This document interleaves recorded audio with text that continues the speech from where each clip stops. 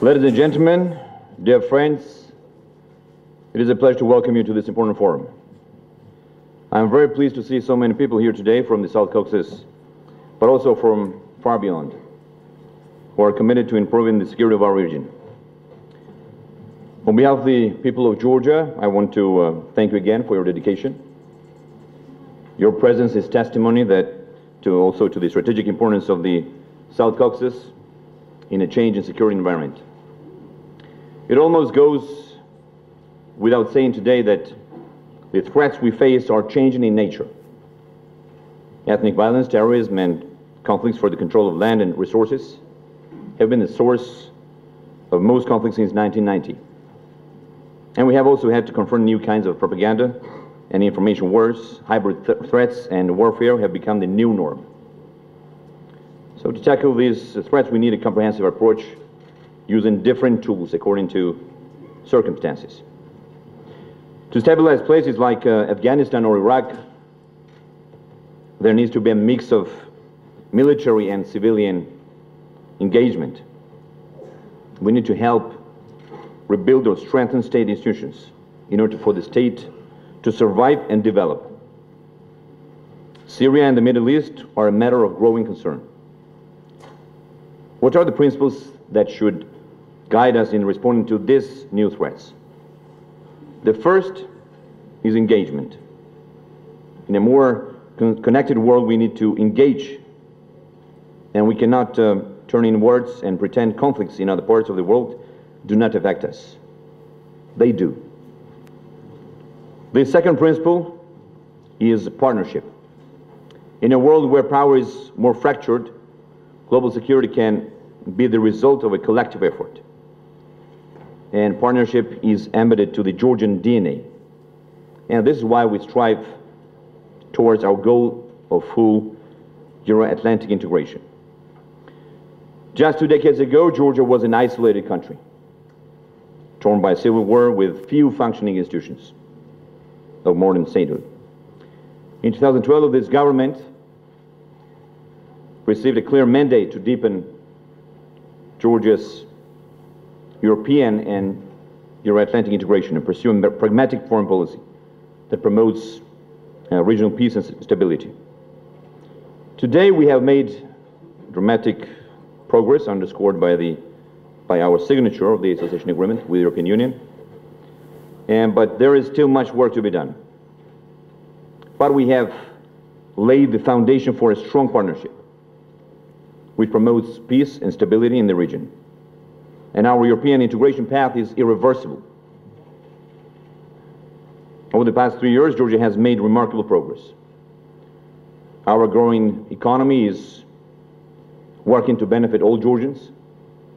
Our democratic institutions are stronger, and our foreign policy is making us more secure. And while we have faced significant security threats, we are moving our country forward with the same spirit that our ancestors embodied for thousands of years. As part of Europe, Georgia will become part of this fabric of peace and stability, which can only benefit our own neighbors and make all of us more secure.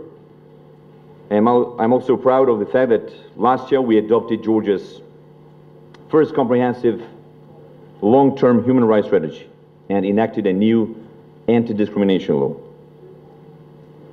Lasting security can only be achieved on the basis of democracy, the rule of law, and respect for human rights. The independence of judiciary and freedom of the media are other key elements, and I can assure you that my government is fully committed to uphold these rights. Now, let me say a few words about Russia, as I'm sure its recent actions in Ukraine and elsewhere will be a prominent issue at this conference. As far as Georgia is concerned, Russia has still not fulfilled its obligations under the August 12, 2008 ceasefire agreement. And I deeply regret that the Russian Federation signed the so-called integration treaties with Sukhumi and Tskhinvali. This shows that Russia continues to legally extend its control over Georgian sovereign territory. And I condemn this crippling annexation of Russia's disregard for international law. I can also assure you that we will never give up our fight to ensure Georgia's territorial integrity, because the pain of this conflict is real,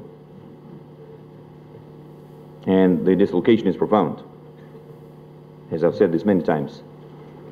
But against the backdrop of continued occupation, my government has nevertheless been clear on the need to forge responsible and pragmatic relations with the Russian Federation.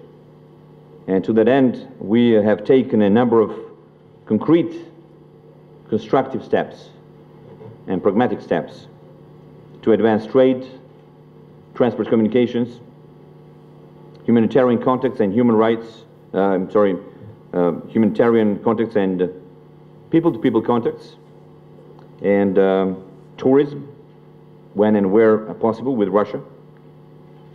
And I want to repeat again that the dialogue has no alternative, and we once again confirm that reasonable approach. But let me be clear once again that relations with Russia cannot be settled at the expense of our sovereignty and territorial integrity. NATO, I firmly believe that any nation has the right to choose its own partners and allies. And Georgia has made clear that it sees its future destiny within the alliance community of free countries. In our understanding, this choice is not directed against any country in our neighborhood. On the contrary, our close ties with NATO should serve to enhance regional security. At the Wales Summit in September 2014, a substantive package of measures was launched to strengthen Georgia's ability to defend itself and advance its preparations for membership. In July, we hosted NATO's multinational military exercise, Agile Spirit 2015, and in August, the joint NATO-Georgian Training and Evaluation Center in Sanisi was opened. On his first official visit to inaugurate the center, NATO Secretary General has not only highlighted Georgia's positive progress in implementing reforms, but stated that Georgia already has the necessary tools to make progress towards membership.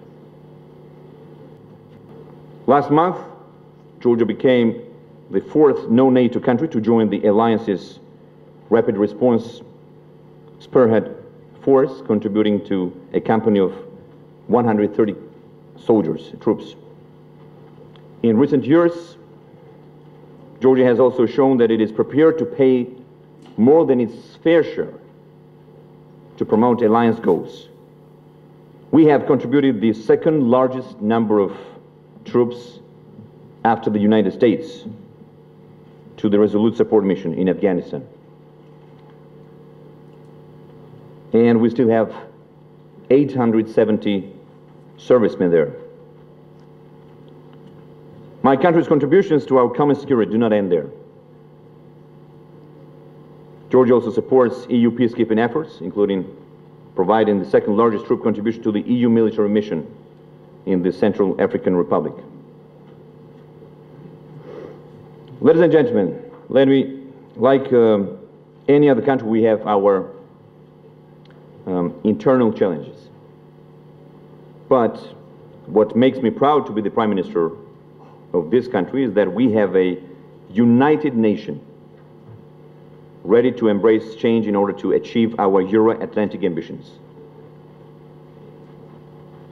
We are an outward-looking, global connected country, ready to deepen ties not only with our neighbors, but also with every continent. Just last week, we held an important conference in Tbilisi on the new Silk Road, with over 1,000 participants, and Georgia is well suited to be a hub between Europe and Asia. Foreign investment is increasing. We receive good scores from the World Bank and other agencies, for ease of doing business and absence of corruption, which is so important. Internal stability and external security go hand in hand. This is a complex region, but I can assure you that Georgia is doing and will continue to do all it can to export stability and security to the Caucasus. Our country is dedicated to facilitating peace among neighbors as well as commerce between continents. So I wish you well in your deliberations and look forward to reading the results of this forum. Thank you.